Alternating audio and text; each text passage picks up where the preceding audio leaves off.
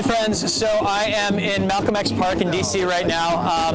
It has been cold as balls here for the last few weeks, so I'm really excited to be back out enjoying the drum circle. This is one of my favorite things to do in DC. It happens every Sunday when the weather is warm out, and it's been going on for like 50 years. And it's that one thing that I get to do in DC where it's like literally everybody from the neighborhood that comes out for it, yeah? And today, I'm thinking a lot about anti-brids, and I want to teach you guys some of my best tips for getting them down.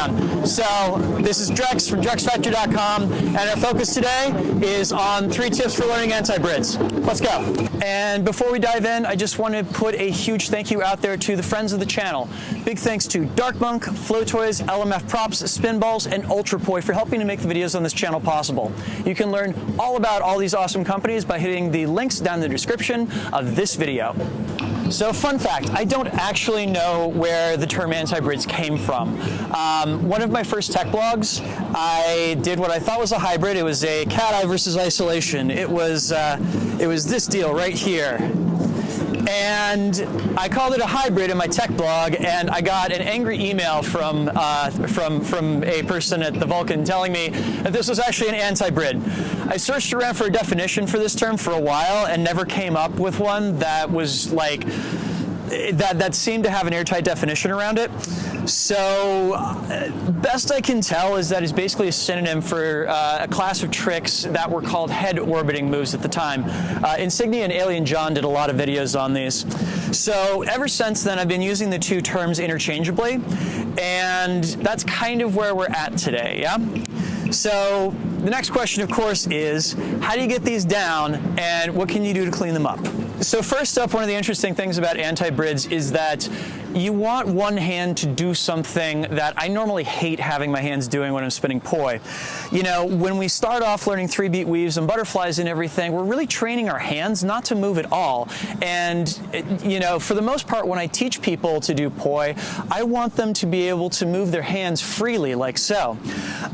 Anti-brids require you to basically immobilize one of your hands so that the other hand can keep pace with the poi head that's attached to it, right? So to start off with, we're going to play around with just having one hand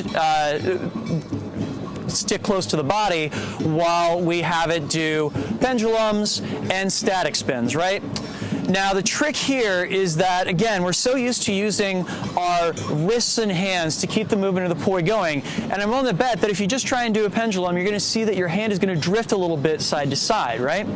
What you really want to be able to do is almost pin it to your shoulder, and notice that when I do that, I'm having to put the movement in my whole body.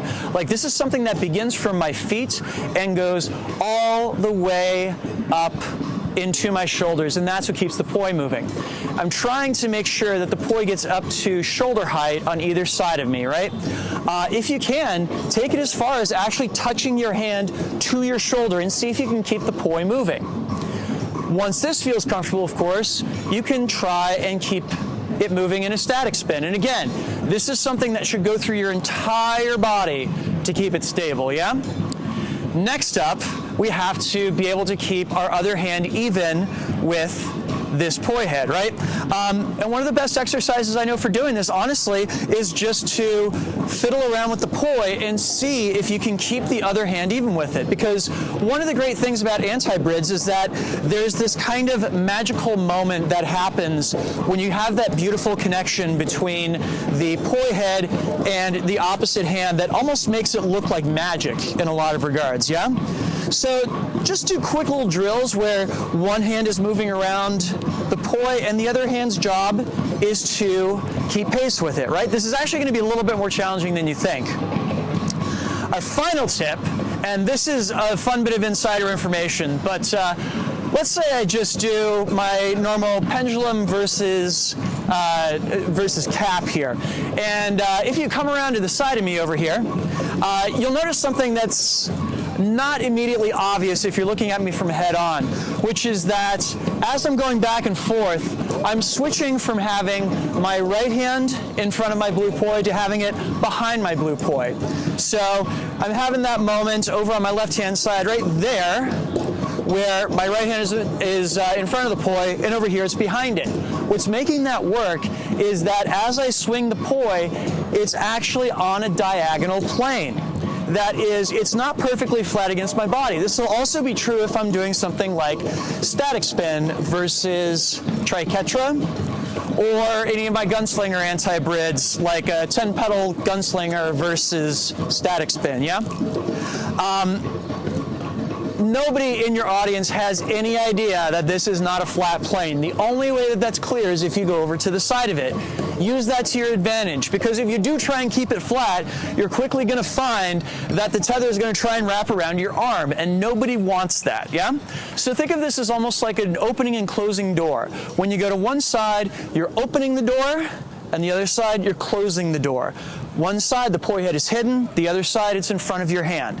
And this will help you get down all sorts of stuff, from cat versus pendulum, to the aforementioned static spin versus triquetra, to gunslinger versus static spin, and all kinds of other fun stuff too. So what's inspiring this is that I'm about to leave on a workshop tour. I am heading through the Midwest, and in select cities, I'm going to be teaching a workshop called Sticky Hybrids. Sticky Hybrids is going to be all about anti-brids. So for you guys that are out there that are in Chicago or in Cincinnati or in Nashville or in St. Louis, I'm offering this workshop, and hopefully it will be a thing that you guys can come partake of. You can learn more about these workshops at drexfactory.com/upcoming events, and I hope to see some of you guys out there. In the meantime, I want to put a big thank you out there to my wonderful supporters on Patreon. These are the people that make the videos on this channel possible, and if you would like to sign up to be one of them, head on over to patreon.com/drexfactorpoi, and thank you so much in advance for that, yeah? So if you dug this video and you'd like to see more like it, please sign up for my notification squad by clicking on the subscribe button as well as the notification bell. That way you know exactly when I drop a new video. Cool, so I hope you guys enjoyed this. Please let me know, what are your favorite hybrids and anti-brids down in the comments, and let me know if any of these tips helped you guys out. Be sure to like, share, and subscribe, and check out the other awesome videos on this channel. And please check out my workshops if you are going to be in one of the cities that I'm visiting. Thanks so much for watching, and have a good one. Peace.